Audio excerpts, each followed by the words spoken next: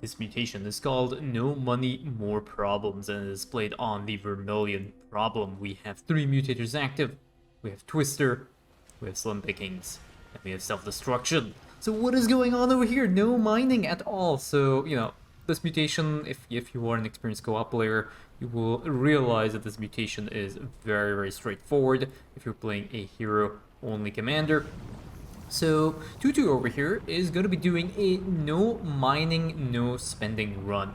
So he's just going to be using his double brood brother Dehaka and Dehaka to clear through these enemy forces. So let's have a look at the mastery allocations. We have 30 points into Devour healing, 30 points into the back leader duration taming, and 30 points into the Dehaka attack speed. So yeah, these drones are going to be having a little bit of a vacation, and this is the primal hive that Dehaka will have to protect because this will be his only structure.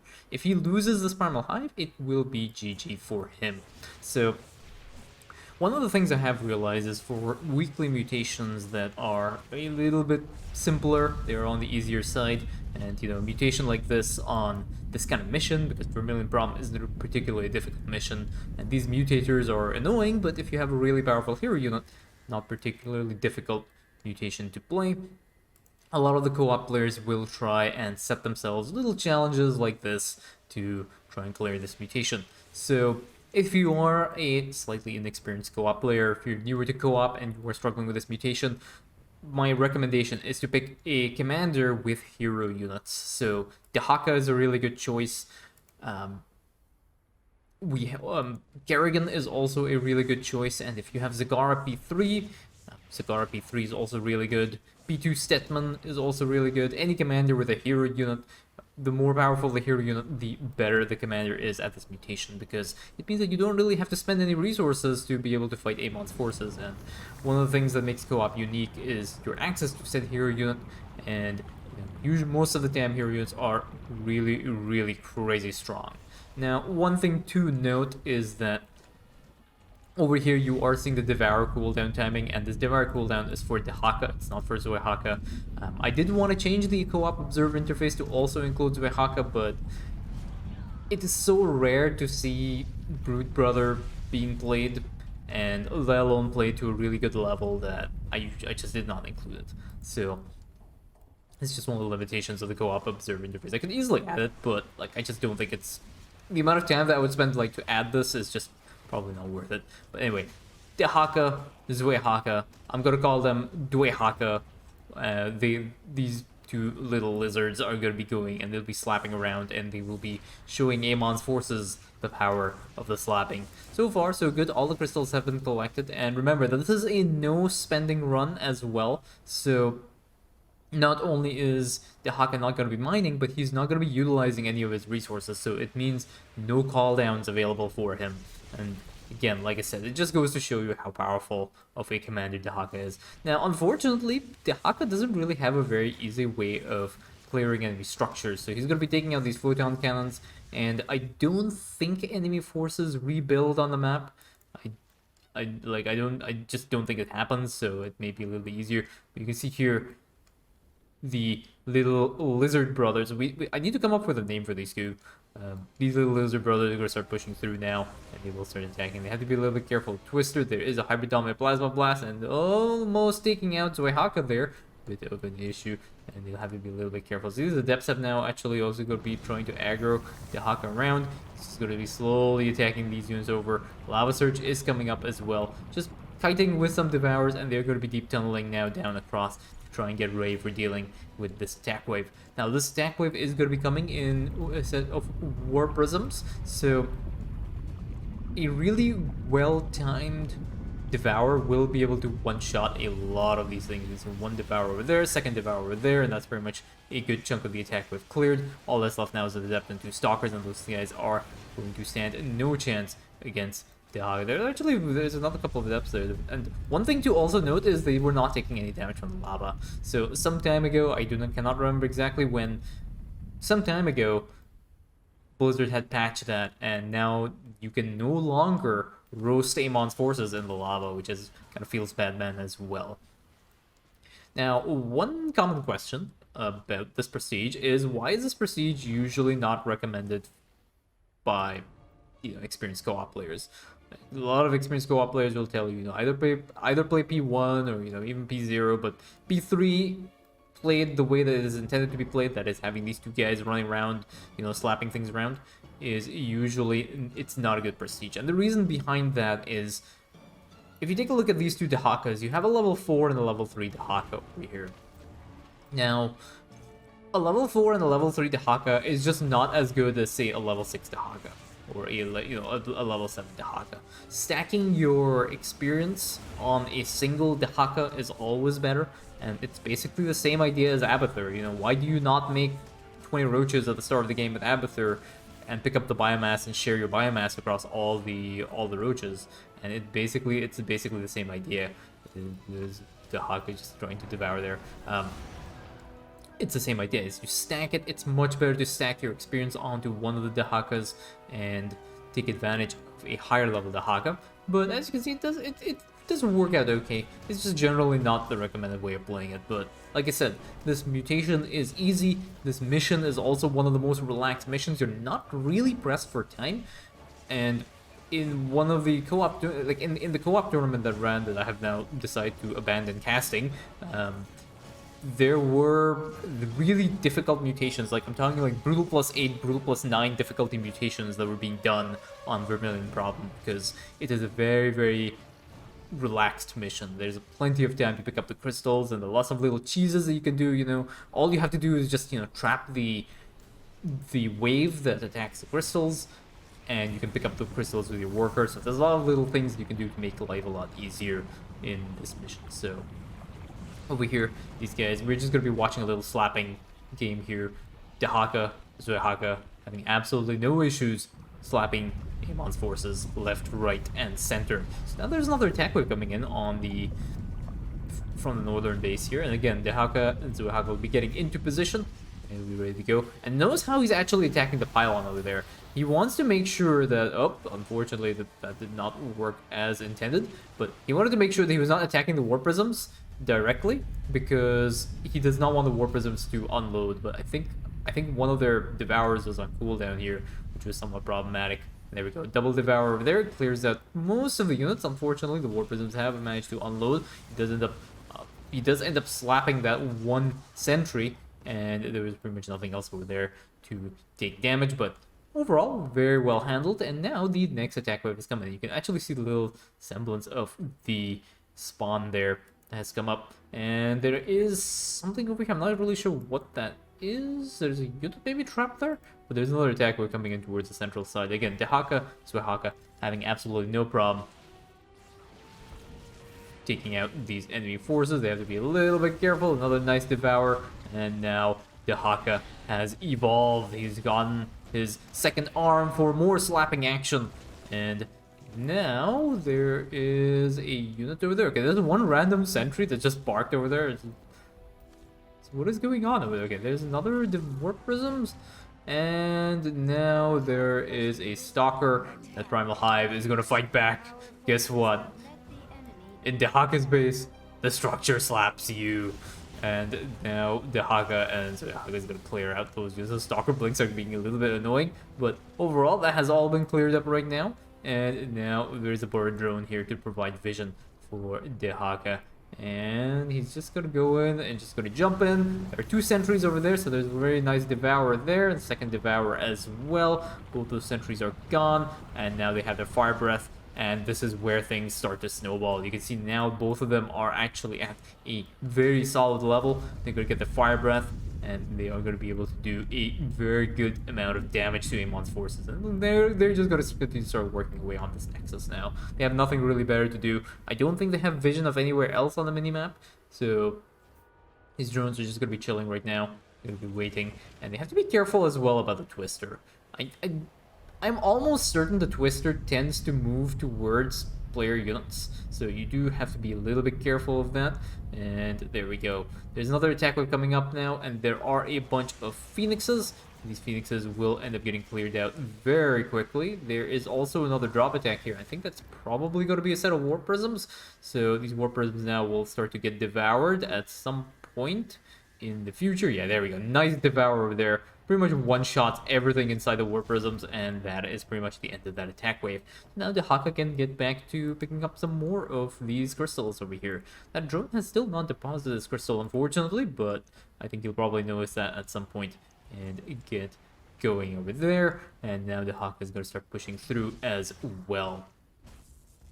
So there's a crystal over there, and Dehaka is going to do one Devour, and is there going to be another Devour? Yeah, there's another Devour over there. One thing I would have liked to see is a jump first into the middle, near, like on top of the Stalkers, and then Devour the Sentry. That way you can use the Psionic Fart to take out the entirety of that little harass wave over there. But that is one crystal picked up already. Now there's going to be a little deep tunnel here. And notice how he is ensuring that he has vision of these islands. He has borrowed a little drone over here. And because he's not attacking with cloak units, Amon will not make any detection in these way. Oh, anyway, I lied. I lied. Never mind. Shows you what I know about co-op. Why are you guys watching this channel? What do I know about co-op? Anyway, the slapping is going to continue, and the carnage is going to continue as well, and that is the end of that little wave there. And Crystal also being picked up. Now this Crystal is on the high ground, so Dehaka is not really too pressed for time to pick that up. He can do it at his own leisure. Dehaka, obviously the better looking of the two.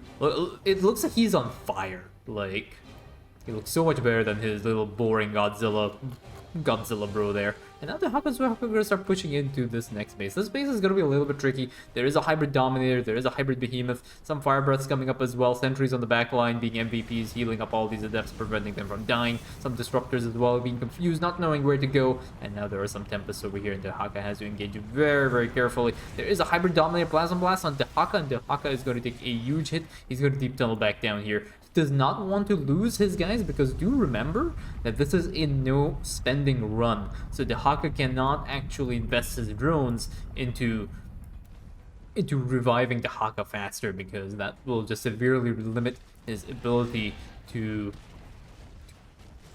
pick up crystals and whatnot. So he's still sitting at his 13 drones so far, so all in all seems to be okay. He's going to be going in for fight number 2. So there's going to be a crystal here. There's going to be an attack wave that'll be spawning with this wave as well. So Dehaka is going to do one Devour over here and pretty much take out the entirety of that wave. He's lured now. He's actually lured out the hybrid Behemoth. So he's just going to sit and just nibble on that one. And he's going to wait for his cooldown to be available. He does have a little bit of a cooldown, but he'll be able to deal with that in just a little bit. So what do we have here for Dehaka? He's going to be waiting. So those 3 crystals are going to be deposited. This crystal is still pending, but I think Dehaka wants to try and deal with this next. There's a hybrid Dominator over here that needs to be addressed, but now there's another attack wave that's come up. So Dehaka will have to try and deal with that attack wave. There is another spawn over here. Dehaka is going to get thrown in by a tornado, apparently. And Dehaka has devoured the Dark Templar, but he's nowhere near that. And now there's a very nice Devour by Dehaka, and that has pretty much cleared out the attack wave. There are a few more units over here, one more Nibble, and there is also another Dark Templar over there, and Dehaka gets the money shot there, wiping out the entirety of that wave. And now the Lava Spawn will be coming up sometime soon, so these guys will have to move up on the high ground. They're going to start harassing Amon's forces over here. Where are they going to be deep tunneling? Okay, they're going to go for the bonus objective now. This is going to be a slapping competition. Dehaka plus Dehaka versus Molten Cell. Are they going to be slapping? Dehaka slapping Molten Cell. Over here, Dehaka has decided, you know what? He's a little bit more interested in taking out. He just devoured that one hybrid over there. He's going to take out those adepts. Just try and level up a little bit more. Some more slaps coming down on Molten Cell. Some more jumps coming out. And they're going to keep slapping. They've actually taken out about 50% of his HP. So on the next crystal spawn, they will be able to take him out if he has chosen to do so. So Molten Cell setting about 2,450 HP. And then we'll see what happens next for Dehaka and the Dehaka brothers. So the next set of crystals are on the low ground. I think this one might be on the high ground. So Dehaka will have to try and push in and clear this out. Again, very nice devour on these sentries. Fire Breath comes out as well, and that's going to be one more devour here, and that's going to devour the Dark Templar. One random sentry decides to give Dehaka an attitude, and that sentry also joins its Protoss brethren in Dehaka's belly. And now there is a couple of crystals attack waves here that need to be dealt with. Again, Dehaka is just going to start nibbling away on this. I think the sentries might have died from the Fire Breath. I'm not really sure. Not sure if there are sentries actually that spawn here, but that is that wave done. And there's going to be another one here as well. Yeah, no sentries unfortunately here, so these guys will have to try and deal with them manually. You can see the value now that Dehaka is able to get from the Scorched Breath, Fire Breath, Dragon Breath, whatever it's called, and now they're going to start pushing into this area here. There is a Hybrid Dominator park at the back here, so they can probably jump in and roar, but there's going to be a Plasma Blast, so you have to be very careful with a Hybrid Dominator. Hybrid Dominator, if it targets Dehaka, that is going to take out Dehaka as well, because remember, one brother dies, the other one dies as well. But slowly poking and prodding, clearing out these enemy forces here, and Dehaka has to be very, very careful. He needs to devour a biological unit to get there. Oh, does he want... He's tempted. He's looking at, he's eyeing that Hybrid Dominator. He's like, oh, that looks kind of delicious. He wants to be a little bit careful. Okay, he eats the Disruptor instead. And something over here just killed that one innocent drone. So, yeah. So Dehaka now is down to 12 drones. So this, like I said, if he loses all of the drones, that is basically GG for the run. So he has to be very careful. And remember, there are some random Dark Templars that kind of get missed by Dehaka. So there's one very nice devour over here. So Dehaka getting a little bit focus fired down, but there's another Fire Breath over here, and now Dehaka needs to try and get some more of these enemy units. There's one sentry right there, but that sentry gets devoured. But Dehaka, unfortunately, very, very far away. Lots of explosions coming up here, and that is what's dealing a lot of damage to Dehaka. Dehaka down to about 250 HP. He's going to be able to regenerate very, very quickly. Now they're going to get ready and try and deal with Molten Sal again, and this is going to be phase 2 of the slapping competition, but this time their levels are much higher and they're going to be able to slap faster, slap harder, slap with more passion, and show Molten Sal the power of the slap. And there we go, Molten Sal has been slapped, and now is there some more slapping going on? Yes, there's going to be some more. Okay, there's going to be first eating and then slapping, and there we go. There was the eat on the Hybrid Behemoth, and unfortunately the attack wave has spawned right on top of Dehaka and his brother. So now the question is there going to be an investment of drones over here? And the answer is indeed yes. So Dehaka now is down to 6 drones. That is pretty much it. It was actually very unfortunate that he had to do that, but he had to actually clear. There are 3 observers over here. There are 3 observers over there. Yeah, that was unfortunately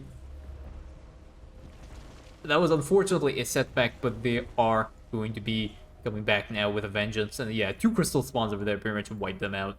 So they're going to be jumping in and getting ready to phase 2 of this fight. They're going to go off for round 2 now. They're going to be dragging some more of these enemy units. There's a Scorched Breath over here. Dehaka is just going to jump in. One Devour instantly wipes out a good chunk of Amon's forces, and now Dehaka is ready now as well to fight. Another nice Devour over there has wiped all of that out. So there is 2 crystal spawns over here as well, ready for pickup. So that should be pretty good. And let's have a look. The completion is not actually going to show because this is a random Muguru mission, but I think I can put the mission objectives over here. Yeah, 18 out of 20. So these are the last 2 crystals that need to be escorted back. And as you can see, there are some crystals still left on the map, and you know, he has 8 minutes and 20 seconds. So he can do what, 2-3 more lava spawns before he loses the game. So like I said, this mutation is very, very relaxed and a very, very simple one. But do note that the week after, you're going to be having a lot of fun, because the week after, not next week, which is going to be this one, but the next week after this mutation, it's going to be Field of Screams, which is probably one of the most hair-pulling mutations you're going to get. You're going to have a lot of fun with that, and I am looking forward to the salt on the Battle.net forums and on the general chat for Starcraft. So yeah, enjoy this week. This week is going to be really easy. Next week is when all hell breaks loose and all salt overflows from the salt mines that is Starcraft community. But yeah, those are the Xenon crystals. Those drones do not want to die because Dehaka really does not have any more drones to spare. He's going to be jumping in with his Dehaka as well. That drone is just picking up the random crystals right now. But yeah, no mining